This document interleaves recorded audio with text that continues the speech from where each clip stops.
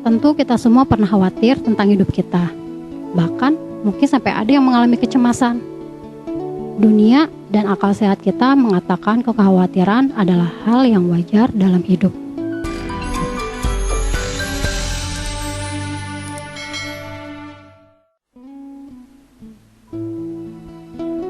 Shalom, teman-teman Apostle yang penuh inspirasi dimanapun berada. Mari bersukacita hari ini karena kita masih punya Tuhan yang setia menemani kita.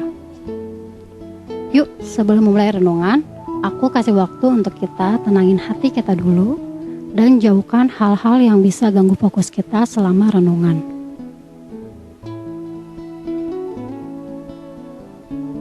Sebelum kita memulai renungan kita, mari kita berdoa terlebih dahulu. Kita satukan hati kita. Mari kita berdoa.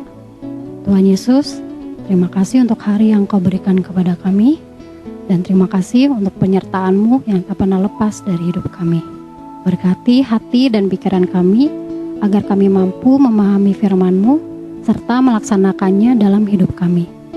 Amin. Tema renungan kita hari ini adalah, kenapa nggak boleh khawatir? Kita akan membaca firman Tuhan yang tertulis di Matius 6 ayat 25. Aku akan membacakan untuk kita semua. Matius 6 ayat 25. Karena itu, aku berkata kepadamu, janganlah khawatir akan hidupmu, akan apa yang hendak kamu makan atau minum. Dan janganlah khawatir pula akan tubuhmu, akan apa yang hendak kamu pakai. Bukankah hidup itu lebih penting daripada makanan, dan tubuh itu lebih penting daripada pakaian? Tentu kita semua pernah khawatir tentang hidup kita. Bahkan mungkin sampai ada yang mengalami kecemasan. Dunia dan akal sehat kita mengatakan kekhawatiran adalah hal yang wajar dalam hidup. Tapi Yesus melihat kekhawatiran sebagai sesuatu yang serius, yaitu ketidakpercayaan. Kita dan Tuhan punya hubungan antara anak dengan Bapa. Dan kita tahu betul bahwa rasa percaya itu penting dalam sebuah hubungan. Nah, kalau Tuhan melihat khawatir itu sebagai bentuk ketidakpercayaan, maka ketika kita khawatir, itu sama artinya kita tidak percaya dengan Allah. Itu sama artinya Tuhan akan ngomong gini sama kita, kalau kamu masih khawatir dengan hidupmu, lalu apa peranku dalam hubungan ini? Nah, kira-kira gitu teman-teman. Romantis, tapi dalam banget pertanyaan itu. Tapi masih bingung pasti kan? Kenapa nggak boleh khawatir? Akibatnya apa gitu? Mari kita baca Matius 13 ayat 22. Aku akan membacakan bagi kita semua. Wah, ini tentang perumpamaan seorang penabur. Mari kita baca ayat 22. Yang ditaburkan di tengah semak duri ialah orang yang mendengar firman itu. Lalu kekhawatiran dunia ini dan tipu daya kekayaan menghimpit firman itu sehingga tidak berbuah.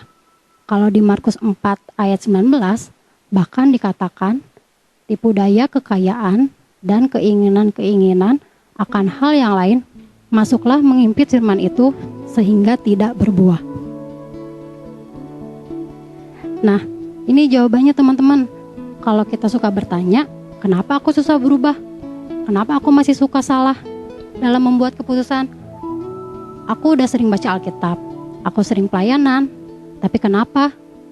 Kenapa itu gak berpengaruh? Itu karena kita membiarkan kekhawatiran itu menghimpit kita, menguasai pikiran kita, sehingga tanpa kita sadari, kita mulai tidak percaya akan kuasa Tuhan. Mencoba menelaah dengan kemampuan dan akal pikiran kita, dan pada akhirnya kita akan mati secara rohani. Bagaimana supaya kita tidak khawatir? Dekatkanlah diri kita kepada Allah dan singkirkanlah pemikiran kita dari kekhawatiran-kekhawatiran akan hidup kita sendiri, karena Allah punya kendali atas hidup kita. Demikianlah renungan kita hari ini. Saya persilakan teman-teman untuk mengingat kembali apa yang teman-teman dapat dari renungan ini.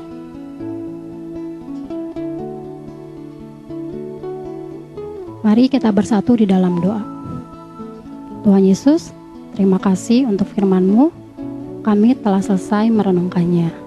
Ampuni kami untuk segala sikap tidak percaya kami, Tuhan. Kami mau belajar taat, kami mau belajar mendekat kepadamu. Tolong kami ya Roh Kudus. Inilah doa dan permohonan kami. Ke dalam tangan-Mu kami serahkan seluruh kehidupan kami. Amin. Selamat beraktivitas bagi teman-teman semua.